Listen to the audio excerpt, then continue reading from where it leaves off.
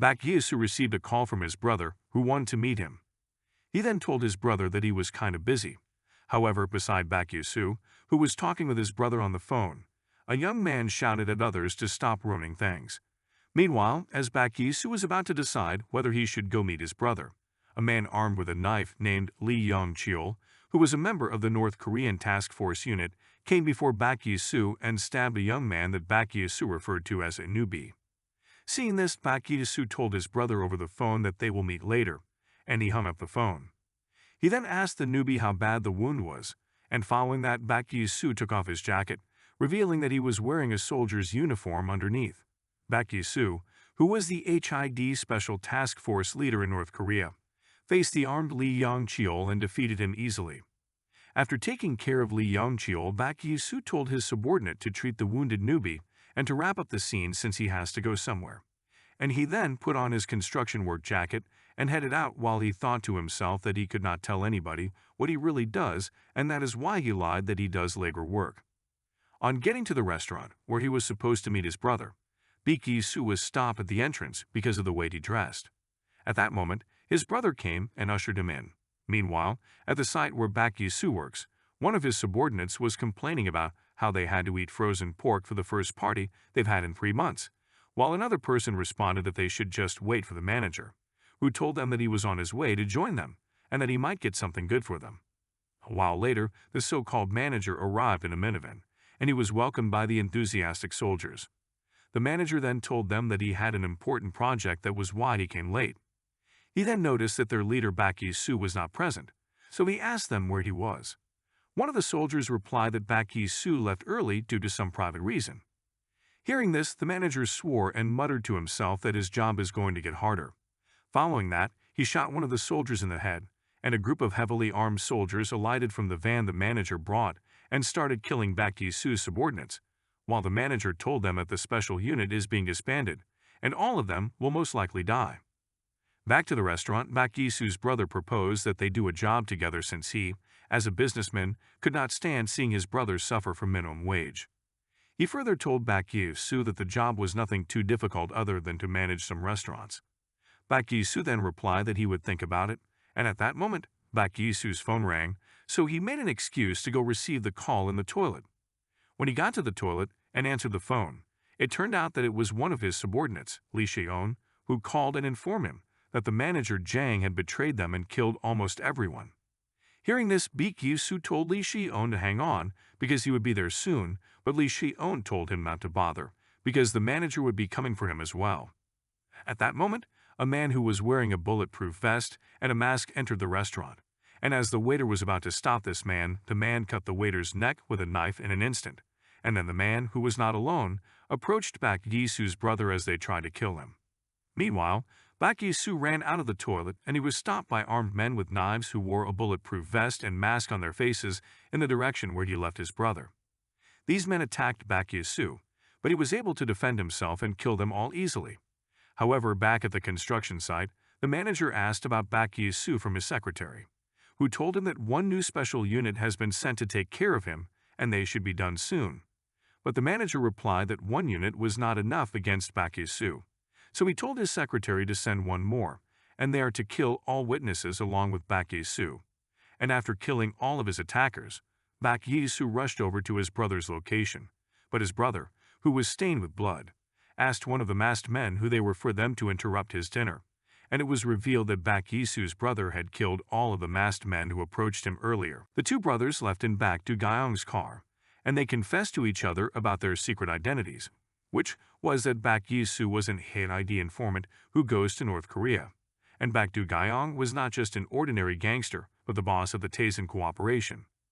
Baek Yesu then told his brother to drop him off since there were people after him, and he did not want to involve his brother. But Baek Do-gyeong taunted him instead and brought him to his mansion where there were people preparing for a funeral. Following that, a young woman approached Baek Do-gyeong and addressed him as a director, and also told him that she had prepared everything just as he had requested, and that the plan would be completely finished in 2 hours. Baek Do-gyeong then told his brother Baek Yesu that if he dies, everything will be solved, and he then showed Baek Yesu's funeral picture to him, and told him that it is exactly like a performance he had learned from a Japanese yakuza before, and he further explained to Baek Su that this method is used when someone needs identity cleaning or escaping. Baek Su then asked his brother if manager Jang will fall for their trick, and Baek Gyeong replied that the manager might have some doubt, and that is why this performance is important, since Taesin is a well-known organization, so the important people who'd come to condole with him on his younger brother's death will serve as witnesses. As many people came for the funeral, manager Jang was also outside the mansion in his van looking at Baek Gyeong's information, and he discovered that he is Baek Su's twin brother, and that he's just a gangster. Manager Jang then told some men in the passenger seat that this was their last mission before entering the field, so they should make sure that they confirm that Baek Su is really dead. As these men came down from the van, they were stopped by Baek Gyeong's men, but these men defeated Baek Gyeong's men easily, and it was revealed that they were part of the hid North Korea Special Spy Team too. As they were about to approach the mansion, they were stopped by a huge man who told them that there was a private funeral going on and only those who had delivered the obituary were enshrined. The leader of the Haidi team too suddenly punched this huge man on his jaw, but the punch was not effective at all as this huge man was the Taishan Group head of security, and his name is Jinwon, who was also known as Hanam Dong, the Holy Immovable Man. Following this punch, Jinwon grabbed the leader's jaw with one hand and broke the jaw, which surprised the rest of the team. But they concluded that it was because he caught the leader of the guard, so they attacked him together. But they were all mercilessly by Jinwoo seeing that all his men had been defeated. Manager Jang alighted from the van and apologized for the misunderstanding while introducing himself as Baek Su's boss and saying he had come to offer his condolences. Baek Gyeong, who was watching all that had happened, signaled Hee-won to allow the manager in, and after the manager finished offering his condolences, he wondered if Baek Su was really dead and how much Baek. A flashback was shown as Baek Su told his brother that he would confront Jang himself while using his appearance. Back to the present, Baek Su, in his brother's appearance, told manager Jang that they could talk privately. On getting to the room, he threatened manager Jung with a knife and told him to explain who killed his brother. Hearing this, manager Jung thought to himself, if this means Baek Su is really dead, then this means Baek Gyeong is really dead. Then he told Baek Su, whom he presumed to be Baek Gyeong, that his brother died while on a national mission and that he couldn't really share the details because they were confidential. And he also promised that, however, Baek Su punched him and said that he talks a lot and asked him again about who killed his brother. And as he was about to attack manager Jung with the knife in his hand, he was stopped by Hee-won and the woman, who told manager Jang that it is best if he left. After this performance, Baek Su took his bag and decided to leave, but his brother asked him where he was going and tried persuading him to lay low.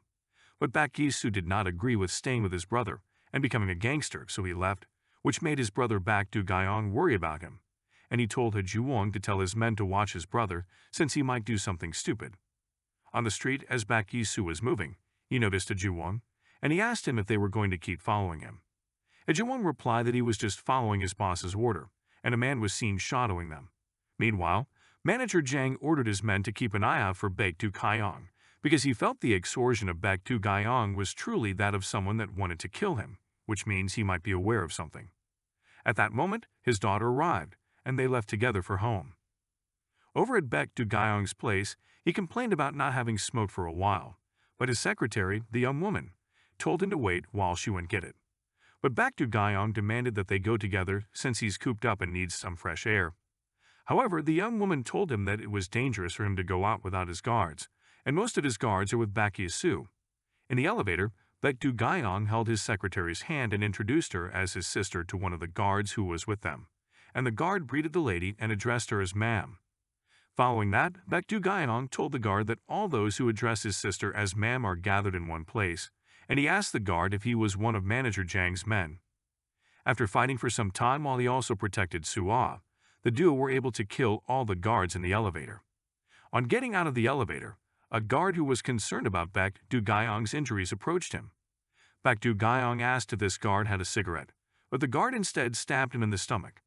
As Baek Gyeong grabbed the knife with one hand and the guard's jaw with the other, he discovered that the guard was putting on a fake face, which he removed and exposed the guard's real face. As Baek Gyeong tried to attack back with his knife, the guard ran back very quickly, which surprised Baek Gyeong. He then asked for another knife from the other guard present, and told the guard to protect Suah. It was now revealed that the guard who stabbed Baekdu Gyeong was part of the HID Special Task Force assassination team with the alias Ghost. As the fight begins between Baekdu Gyeong and the Ghost, Baekdu Gyeong notices that the stab wound is deep, so he has to finish the fight quickly while the Ghost asks him if Baek Yi-soo is really dead. Seeing that Baekdu Gyeong is answering, the Ghost asks again where Baek Yi-soo is.